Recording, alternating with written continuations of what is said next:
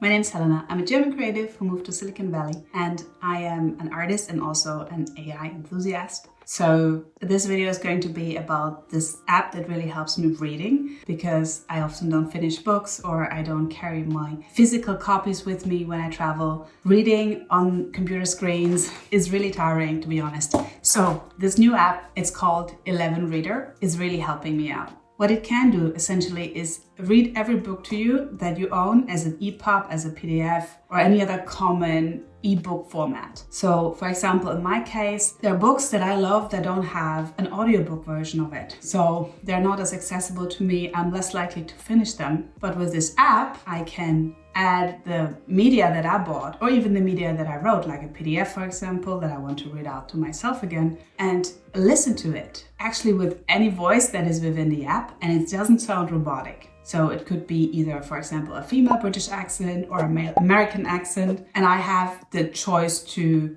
kind of pick the vibe that I want for the content that I want. For example, for Mind Magic by James R. Doty, I own the physical copy, I own a digital copy, but it's just been too tiresome to read it while I'm traveling. So what it does here is it preloads the content. I'm just going to put this on sound and read it. Read it. Once we get the hang of being okay in the present moment, we can cultivate self-compassion, the inner critic's kryptonite.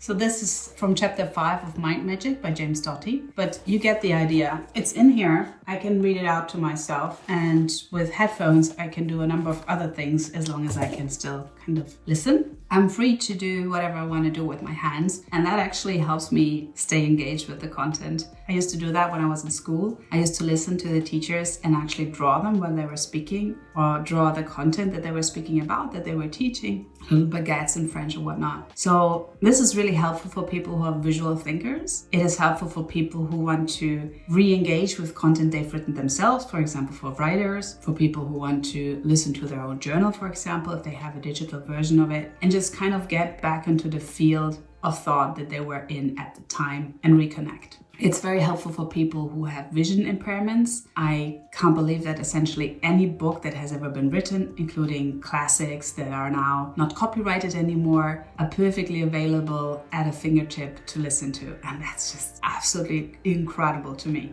I'm familiar with 11 Labs from another project that I've done, where I created a voice twin of myself and then had that voice twin read out, actually accent-free English, to me.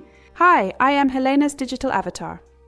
Helena created me from a prompt with the help of DALL-E and then hand-painted my face as a digital painting to look similar to her without being a copy. That was pretty amazing. So 11 Labs also has, I think, fairly good privacy settings. I felt comfortable uploading my voice twin there. And it's my understanding also that you could read content out to yourself with your own voice twin, or you could, for example, use it to read out or to transcribe, reverse transcribe any kind of story. For example, if you have kids, you could listen to science content, for example, if you have to consume papers, depending of course what it is. If it has like difficult words in it, or I don't know, mathematic equations, it might not be able to do that, but anything else that's like outreadable could be read to you with 11 Labs, and you could essentially consume more intentionally and in a short amount of time, possibly with more engagement if you're like me and you need to keep your hands busy to be able to listen well. The app has more features that I haven't tried yet. For example, there's a podcast feature that I will explore in the future, where you can have content reimagined as a personalized podcast. I think that's pretty fascinating. So curated content is going to evolve into personalized curated content with AI.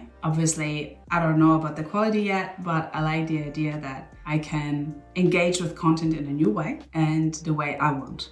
It's essentially a learning revolution, an accessibility revolution. It's free, so it's a free tool that anybody can use. And you can even use trademarked voices within the app. So humans who are famous, for example, actors. I believe John Wayne is one of the trademarked voices. Something interesting is happening there, where personal likenesses of people, the way we look, the way we sound, are going to be trademarked. And that also leads us into another area of this AI kind of paradigm shift, which is where parts of us as humans, or all of us maybe even to a degree, except for the being aliveness, can be reproduced.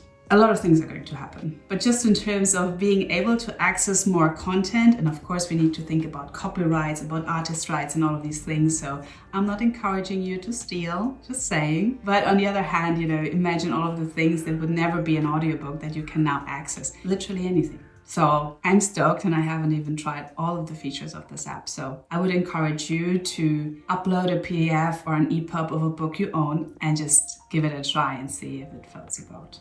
That has been it for today. Hoping to see my next video, either about creativity, consciousness, or AI. Bye.